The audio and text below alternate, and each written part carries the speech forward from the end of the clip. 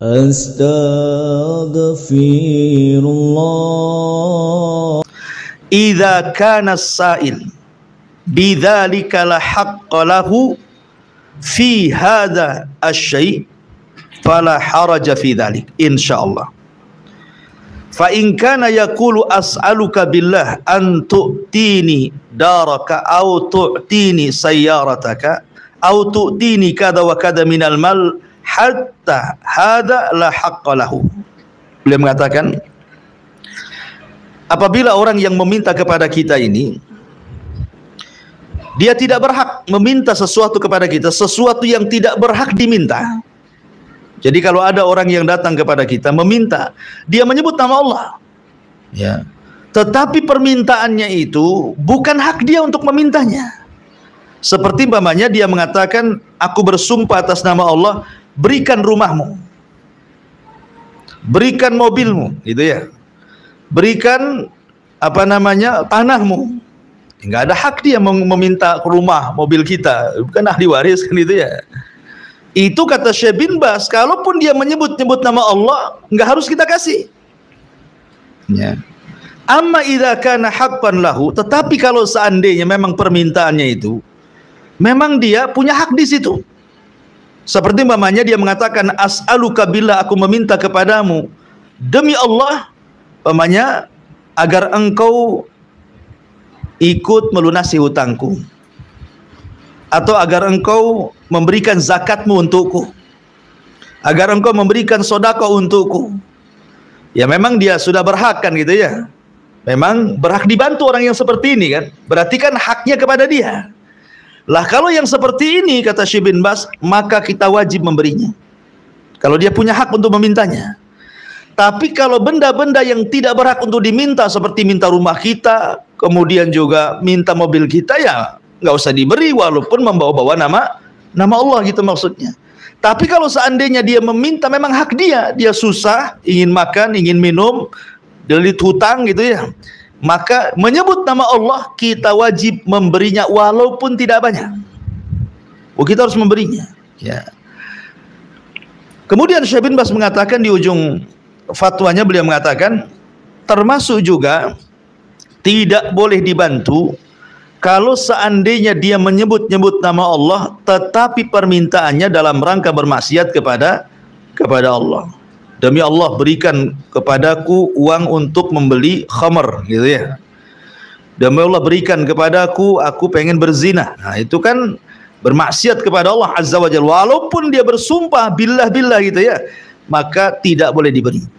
Jadi kesimpulannya hadis Nabi sallallahu alaihi wasallam yang mengatakan wa man sa'alakum billah fa'utu, jadi barang siapa yang meminta kepada kalian atas nama Allah maka beri, maksudnya kalau dia meminta memang hak dia. Dia minta zakat ke kita, minta sedekah kepada kita, memang dia sedang kesulitan, tidak bisa atau tidak ada yang dimakan, tidak ada yang minum, kemudian membawa-bawa Allah, maka kalau kita tidak memberinya berdosa kita. Berarti mal'un, kita dilaknat. Ingat sekali lagi, kalau membawa-bawa nama Allah, gitu ya. Karena biasanya kalau seseorang membawa-bawa nama Allah itu, dia tidak mungkin meminta kecuali perkara yang mendesak. Makanya kita wajib memberi. Ma'asyiral muslimin yang dimuliakan Allah Subhanahu wa taala. Adapun meminta-minta sendiri dalam Islam sebenarnya terangkum dalam hadis Qabisah. Ya, jadi Nabi sallallahu alaihi wasallam mengatakan kepada Qabisah, "Ya Qabisah, innal mas'alata la tahillu illa li ahadi thalatha." Wahai Qabisah, sesungguhnya meminta-minta itu tidak halal alias haram kecuali karena 3 perkara. Kalau 3 perkara ada kepada orang yang meminta-minta boleh. Tapi kalau tidak ada 3 perkara ini, tidak boleh orang itu dijadikan profesi meminta-minta. Ya. Kemudian Nabi SAW menyebutnya 1. Ya. Kata beliau, illa li ahadi thalathati rajulin tahammala hamalatan fahallat lahul mas'alatu hatta yusibaha summa yumsika. Yang pertama, seseorang yang menanggung hutang orang lain, ia boleh meminta-minta sampai ia melunasinya. Jadi kalau ada orang yang membantu orang malah jadi bangkrut, ya kan? Jadi kita membantu orang tujuannya membantu saudara, membantu kerabat. Akhirnya karena sering membantu kita jadi susah, ya kan? Maka kalau seandainya kita meminta-minta, dibolehkan sampai Allah Subhanahu wa taala akan berikan rizki kembali sehingga dia tidak meminta-minta lagi. Ini satu. Yang kedua, wa rajulun asabathu jaihatun ijtahat malahu fahallat lahul mas'alatu hatta yusiba kiwaman minal aishi au qala shidadan minal aisi. Yang kedua, seseorang yang ditimpa musibah yang menghabiskan hartanya, ia boleh meminta-minta sampai ia mendapatkan sandaran hidup ataupun sudah mendapatkan pekerjaan. Jadi pamannya orang kena musibah, rumahnya kena tsunami, kena gempa, walaupun tadinya dia kaya tuh, tetapi sekali gempa habis semua kekayaannya sehingga dia susah hidupnya, maka dia boleh meminta-minta hanya sekedar untuk bertahan hidup sampai dia punya pekerjaan lagi dan bisa menghidupi diri dan keluarganya. Ini yang kedua. Kemudian yang ketiga kata Rasul, wa rajulun asabathu faqatun hatta yaquma salasatun min dawil hija min qaumihi laqad asabat fulanan faqah fahallat lahul mas'alatu. Yang ketiga, seseorang yang ditimpa kesengsaraan hidup sehingga ada 3 orang yang berakal dari kaumnya berkata, si fulan benar-benar telah tertimpa kemiskinan atau kesengsaraan, maka baginya boleh meminta-minta. Ya, mungkin orang susah, orang miskin, orang-orang yang hidup di tempat-tempat yang susah, kalau memang ada orang yang berakal di tempat itu menganggap memang dia orang susah dan cukup 3 orang saja, ya, orang soleh ini mungkin di sebuah masjid ada imam di situ, ya, atau orang soleh menganggap bahwa memang dia orang susah, maka boleh meminta-minta. Kalau sekarang kan tidak, ya, meminta-minta itu jadi profesi. Bahkan kalau kita melihat berita-berita di YouTube itu sampai-sampai pengemis itu katanya rumahnya tingkat, istrinya pula 4 kan itu.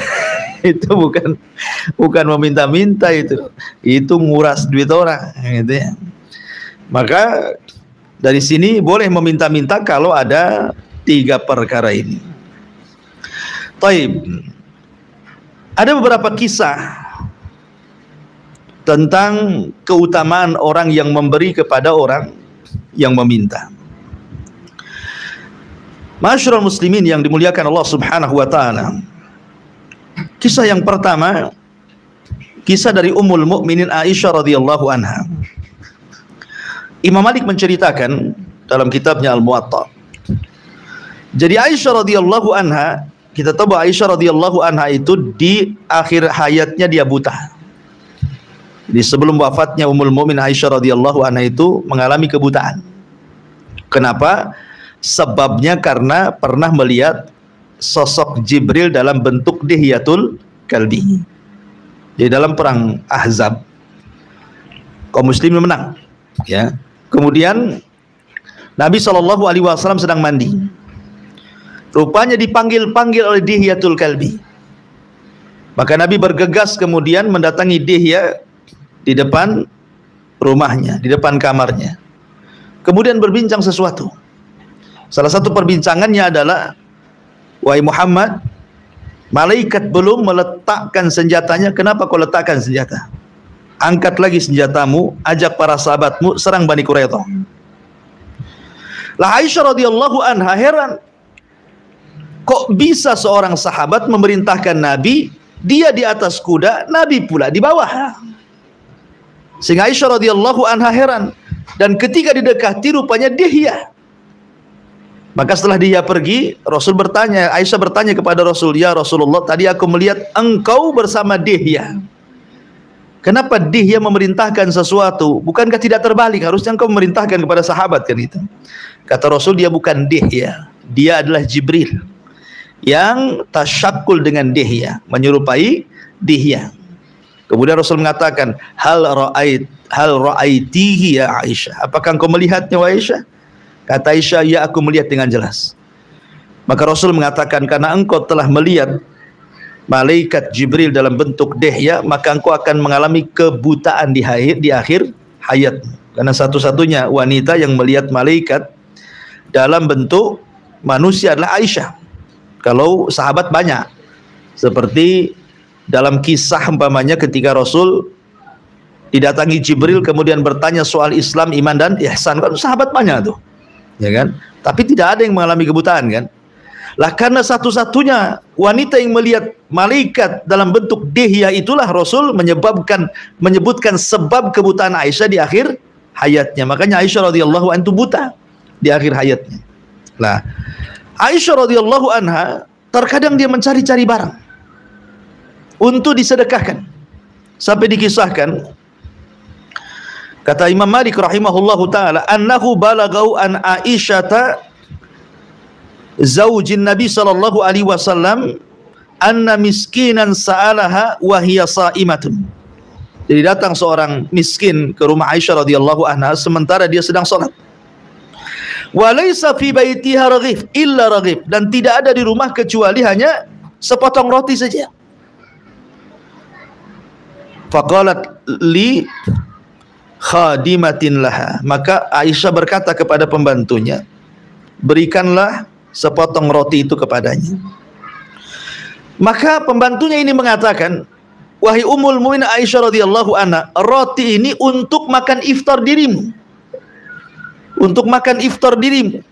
Tapi Aisyah radhiyallahu mengatakan, a'tihi iya, berikan kepadanya.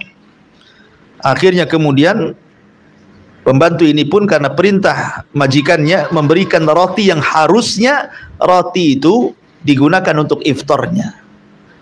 Kemudian Aisyah radhiyallahu anha mengatakan, wal akhiratu khairun wa abqa, dan akhirat jauh lebih kekal dan lebih baik dibandingkan dunia.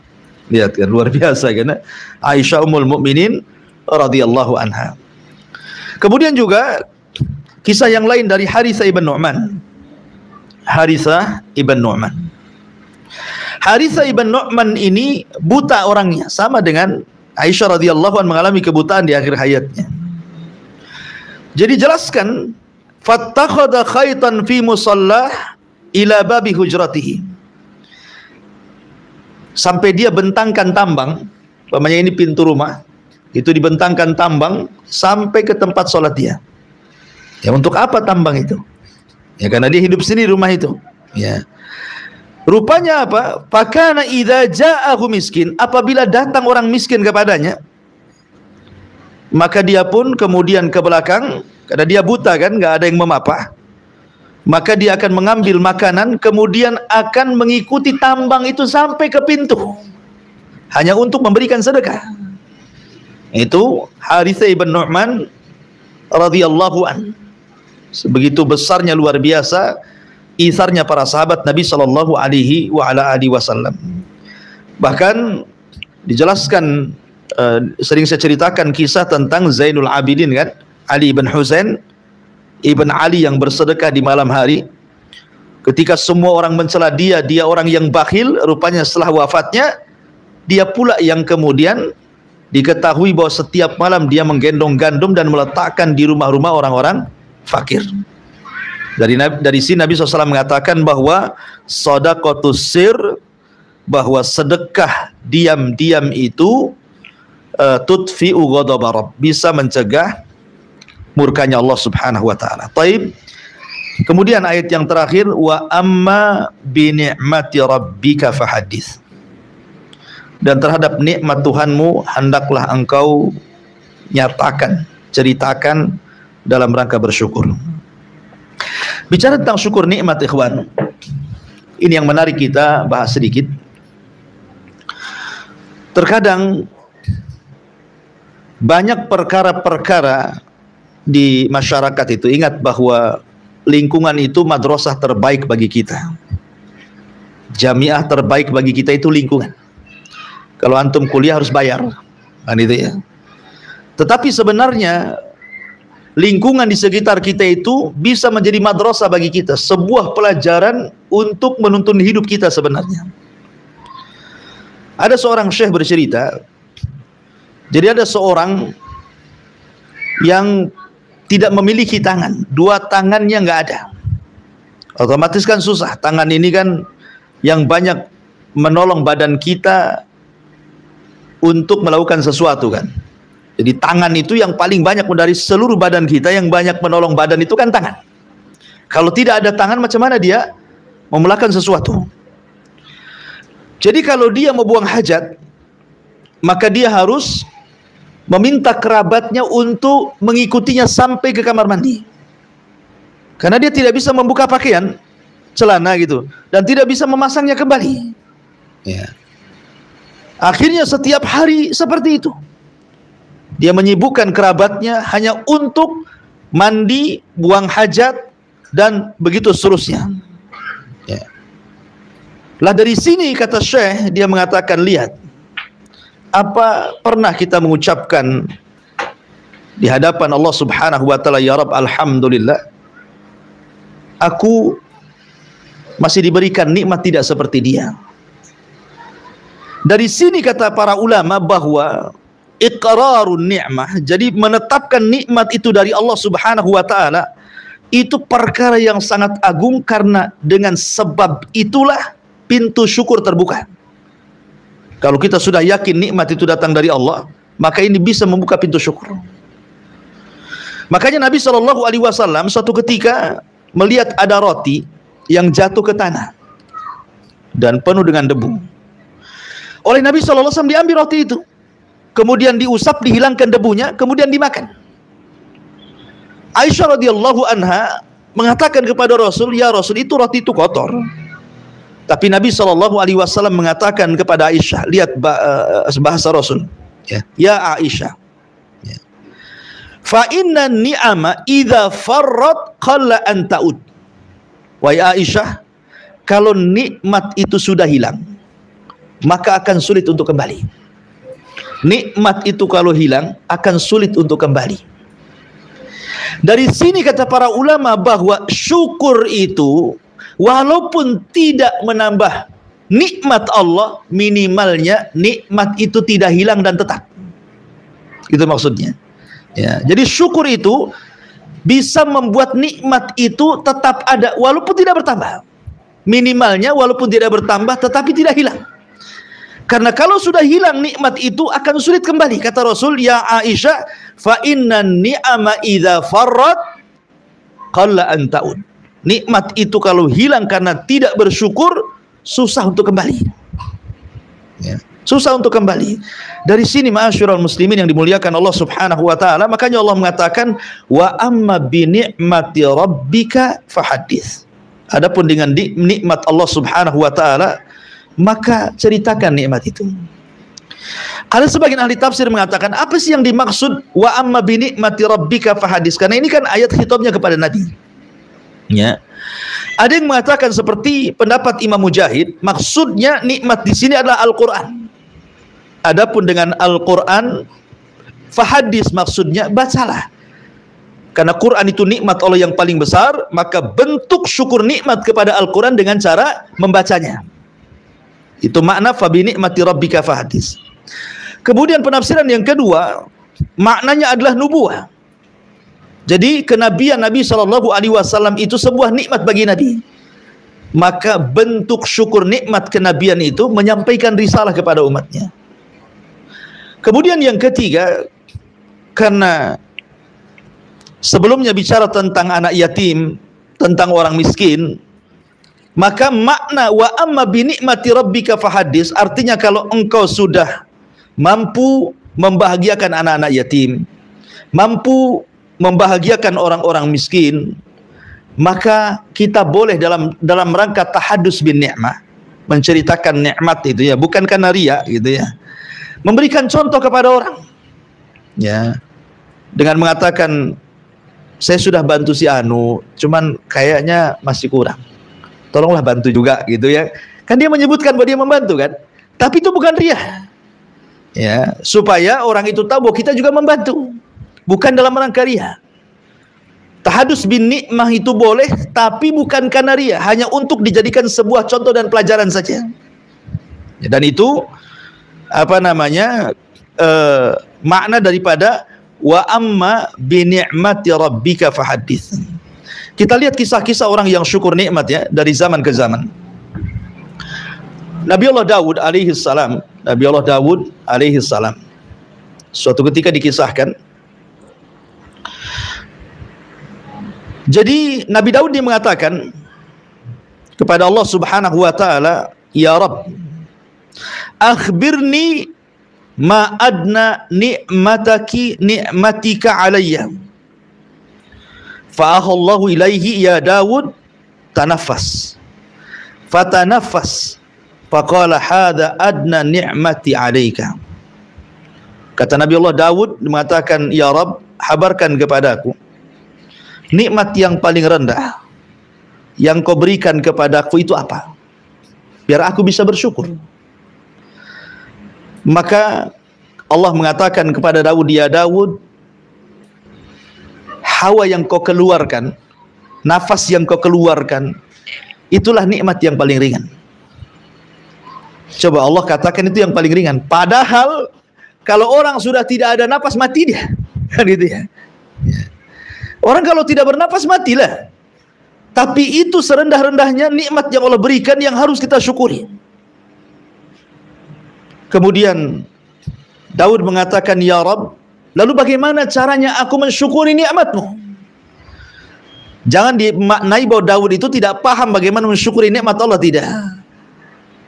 Artinya Nabi Daud itu ingin memberikan pelajaran kepada kita bahwa nasabkan nikmat itu kepada Allah. Makanya Allah mengatakan, "Al-an araftani ya Daud." Oh, sekarang kau sudah kenal diriku wahai Daud.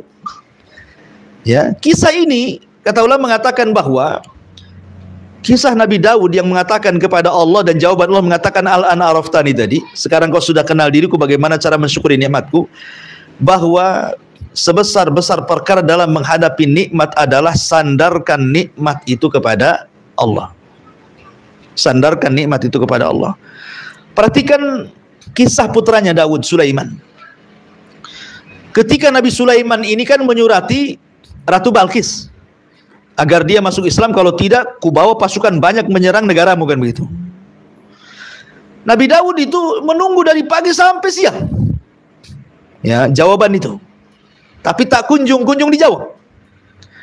Akhirnya datanglah Ifrit dan mengatakan, "Wahai Raja Sulaiman, tenang saja. Sebelum kau berdiri di tempat dudukmu, kupindahkan tuh istana ke sini." Kan itu ya.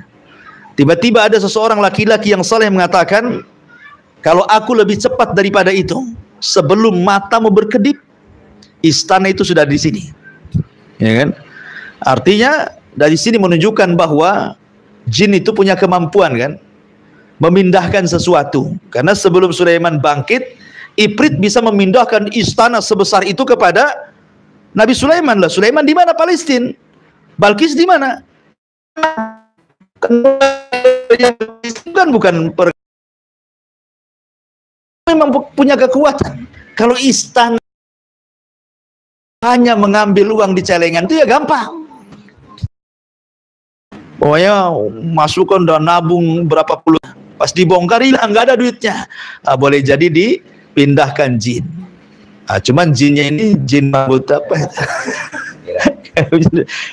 Ya bisa juga jin kan, karena istananya bisa dipindahkan, apalagi yang lain itu ya. Lah ketika Sulaiman melihat istana Balkis di hadapannya sudah ada perubahan sedikit, maka Sulaiman mengatakan di hadapan Allah Subhanahu wa taala, "Qala hadza min fadli rabbi liyabluwani aashkuru am akfur." Sungguh ini adalah karunia dari Rabbku untuk mengujiku apakah aku bisa bersyukur akan nikmatmu ya Rabb, ataukah justru aku kufur dengan nikmatmu. Jadi nikmat yang begitu besar yang Allah anugerahkan kepada Sulaiman, Sulaiman tidak lupa dengan Allah dan mengatakan ini semua karunia dari Allah. Karena biasanya orang yang sedikit nikmat itu dia ingat dengan nikmat. Tetapi kalau seandainya sudah terlampau banyak nikmat, biasanya lupa akan nikmat. Memang begitu. Ya. Orang kalau banyak disehatkan badannya, dia lupa dengan badannya. Tapi kalau Allah berikan rasa sakit, jatuh, patah, jatuh sakit gitu kan, baru dia terasa nikmat sehat, baru terasa nikmat kesehatan dalam badan itu. Karena ketika banyak nikmat biasanya dilupakan. Lah, Nabi Sulaiman mengajarkan tentang syukur nikmat. Kemudian juga kisah yang lain, kisah ma'ruf ya, kisah 3 orang di zaman Bani Israel kan. Jadi disebutkan di dalam kitab Riyadhus Shalihin tentang kisah 3 orang, dan juga disebutkan dalam Sahih Bukhari kisah ini.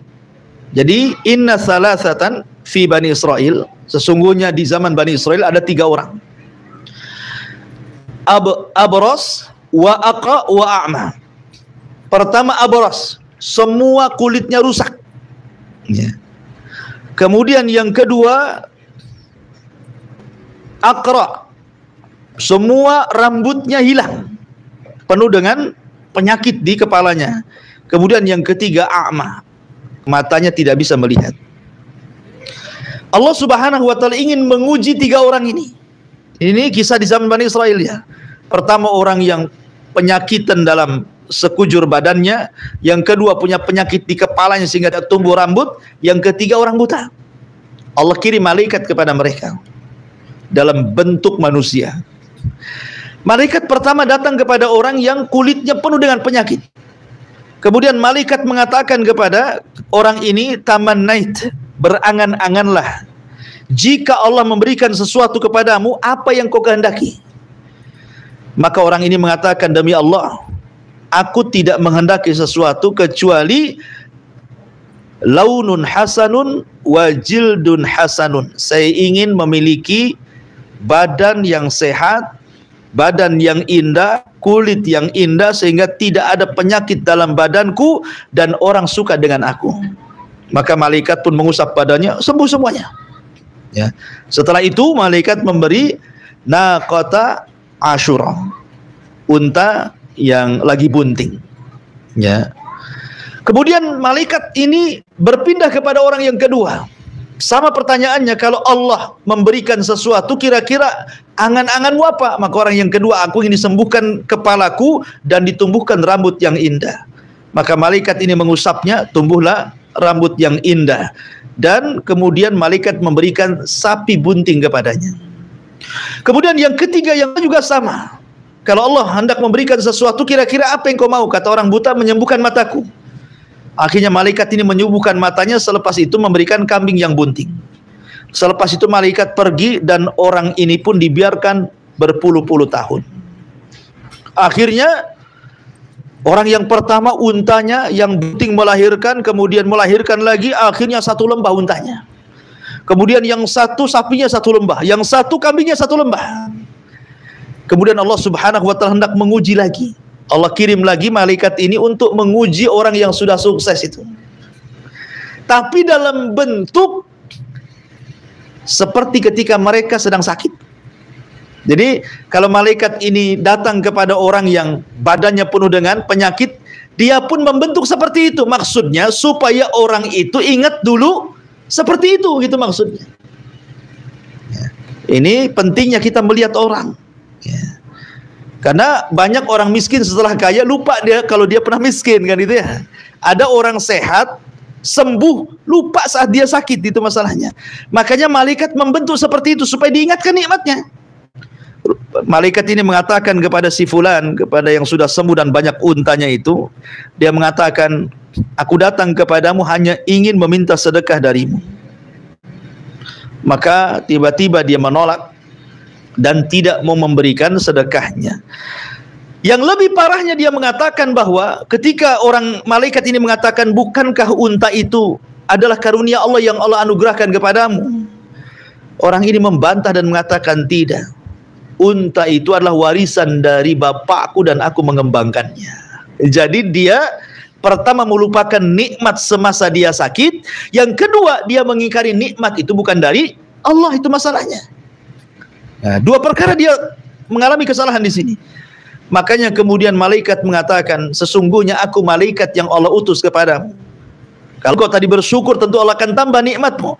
Tapi karena engkau kufur, maka engkau akan kukembalikan berdasarkan izin Allah kepada semula. Akhirnya dia miskin lagi, kemudian didatangkan lagi penyakitnya. Kemudian orang yang kedua juga sama, kecuali orang buta. Orang buta ini ketika kemudian dimintai sedekah, dia mengatakan, kalau engkau mau, ambillah semua kambingku, katanya. Dengan nikmat penglihatan ini sudah cukup bagiku. Barulah kemudian malaikat ini memberitahu bahwa aku malaikat, karena engkau bersyukur akan nikmat Allah subhanahu wa ta'ala, maka Allah akan tetapkan nikmatmu, bahkan Allah tambah kenikmatanmu. Dari sini menunjukkan apa? Kisah bagaimana bertambahnya orang yang syukur nikmat itu. Ya. Taib. Kemudian kisah yang lain, kisah di zaman salaf, ya. Sufyan Ats-Tsauri atau Sufyan ibn Uyainah. Sufyan ibn Uyainah itu kan ulama Mekah, guru daripada Imam Malik, ya. Jadi Sufyan ibn Uyainah dia mengatakan, asy-syakir alladzi ya'lam anna ni'mata minallahi ta'ala a'tahu iyyahu. Kemudian dia mengatakan, liyangdur kaifa yashkur wa kaifa yasbir. Kata Sufyan ibn Uyainah mengatakan, orang yang bersyukur, yang mengetahui nikmat itu datang dari Allah, di mana Allah telah memberikan nikmat kepadanya, hendaklah dia melihat bagaimana dia bersyukur dan bagaimana dia bersabar. Bagaimana dia bersyukur dan bagaimana dia bersabar. Karena syukur dengan sabar ini tidak bisa dipisah, ikhwan. Syukur dengan sabar ini tidak bisa dipisahkan.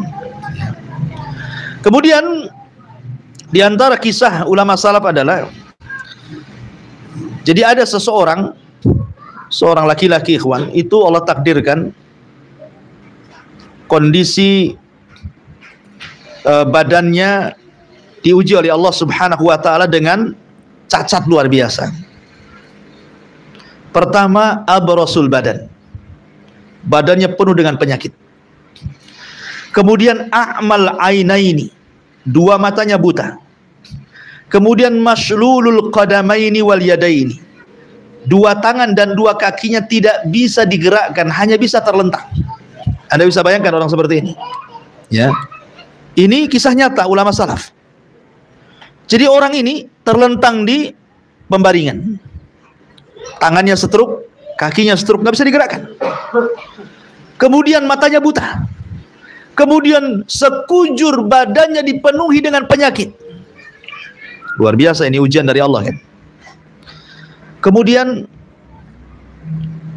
dia senantiasa mengatakan, alhamdulillah alladzi afani mimma tuliya bihi katsiran min khalqihi wa faddalani alim tafdila. Dia mengatakan, alhamdulillah, segala puja dan puji hanya milik Allah yang telah memberikan kesehatan kepadaku dari kebanyakan orang yang diuji dari makhluknya, dan yang telah memuliakan diriku dari yang lainnya dengan banyak keutamaan. Tiba-tiba datang seorang laki-laki. Kok bisa dia ngomong begitu? Orang ini kan terbaring, ya kan, matanya buta, tidak bisa bergerak, penuh dengan penyakit. Kok dia bisa mengatakan seperti itu, gitu ya? Segala puji hanya milik Allah yang telah memberikan kesehatan kepadaku, padahal dia nggak sehat, ya kan? Yang telah memberikan kesehatan kepadaku yang tidak diberikan kepada kebanyakan orang, katanya. Dan telah memuliakan diriku dengan kemuliaan yang tidak diberikan kepada orang lain. Sementara kondisinya terbaring seperti itu, kok dia bisa mengucapkan kalimat itu? Itu kan kalimat syukur artinya, ya.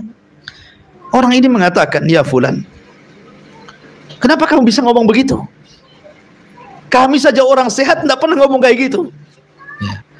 Kemudian dia mengatakan, waihaka ya fulan, ja'ala li lisanan dzakiran wa qalban syakiran wa badanan 'alal bala sabira. Celaka wahai fulan, kenapa aku bersyukur dengan kondisiku ini?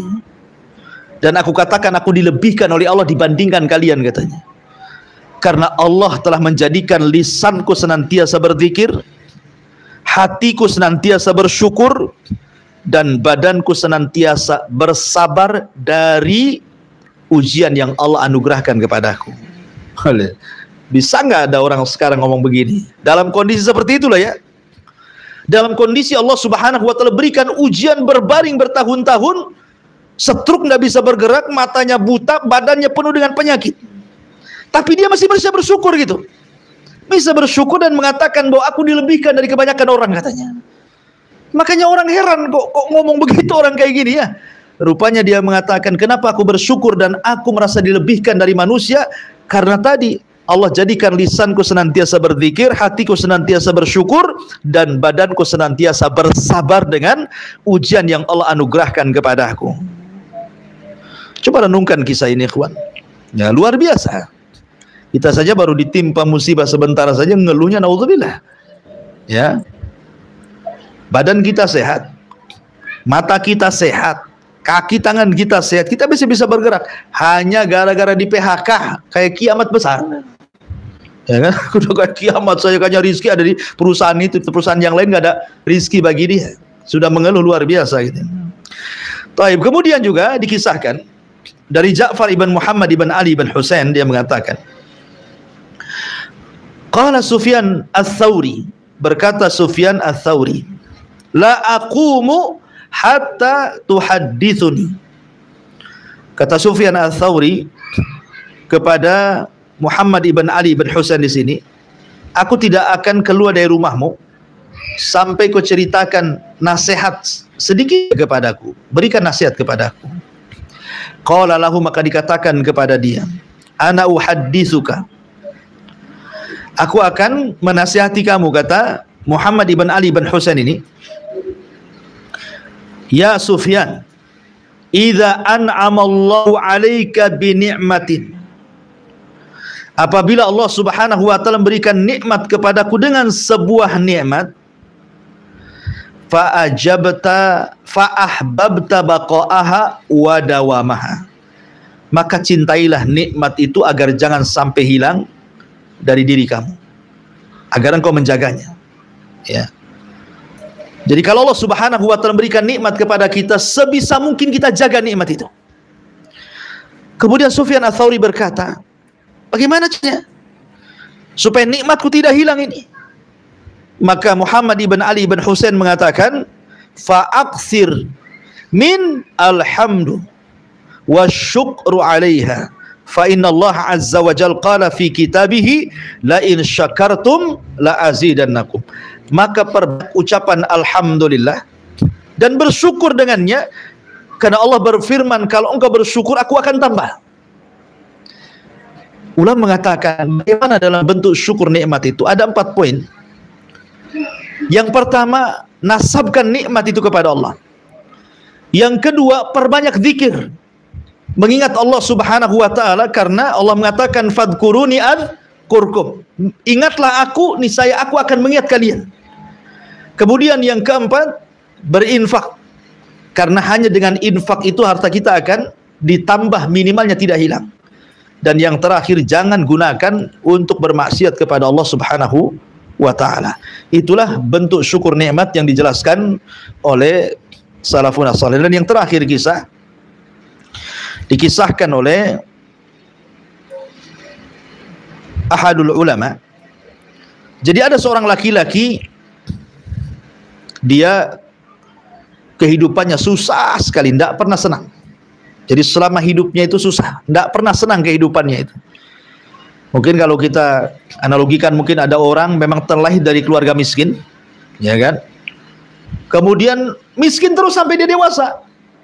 Capek kerja, pokoknya orang tuanya ada miskin, dia pun miskin, tidak pernah hidupnya senang.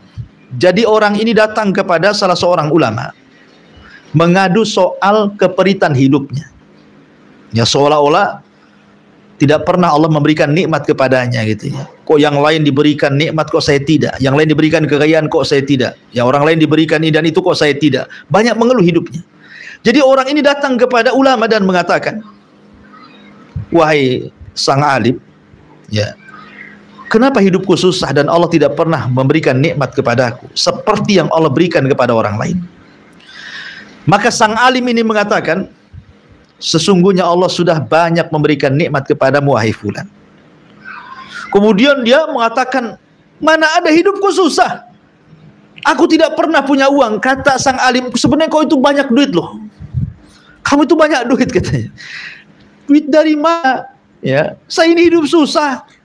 Kemudian sang alim mengatakan, sini kamu, ayasurruka annaka ama, sudikah kamu kalau seandainya kau buta? Ya. Lepaskan kedua matamu.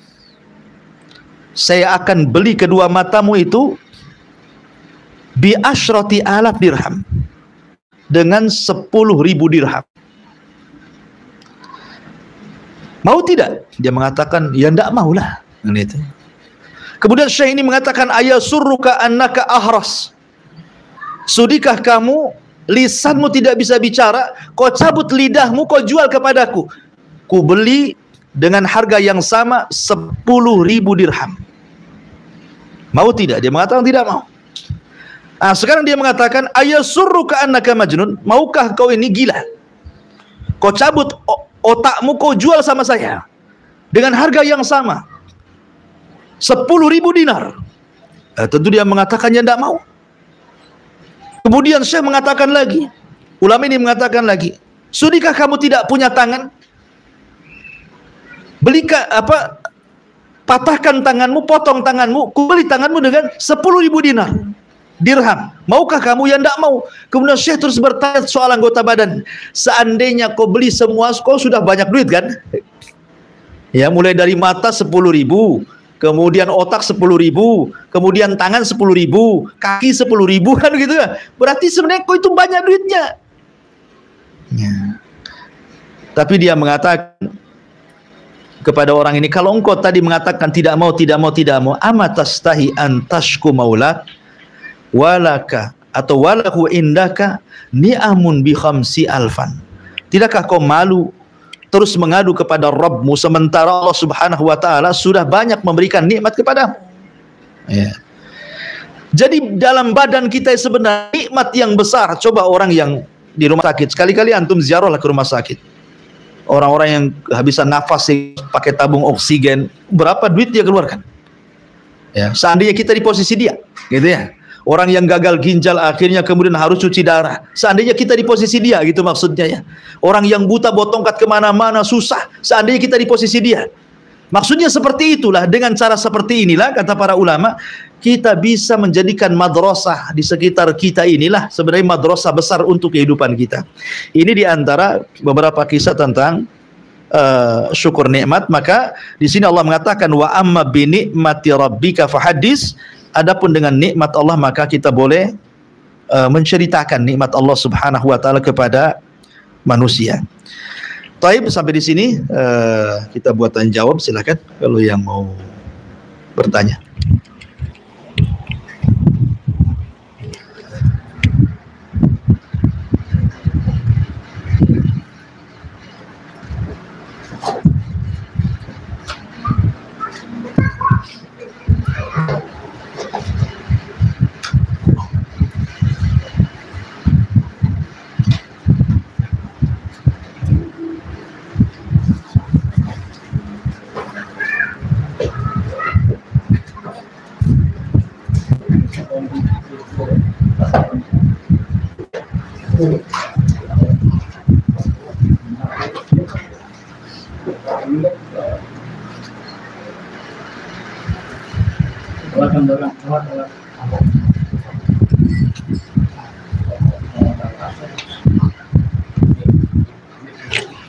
Ya, alhamdulillah. Pertanyaan Ustadz, bagaimana cara ummahat yang pakai cadar saat sholat di masjid umum yang terkadang hijabnya tidak memenuhi standar, apa sebaiknya cadarnya dibuka atau tetap dipakai saja?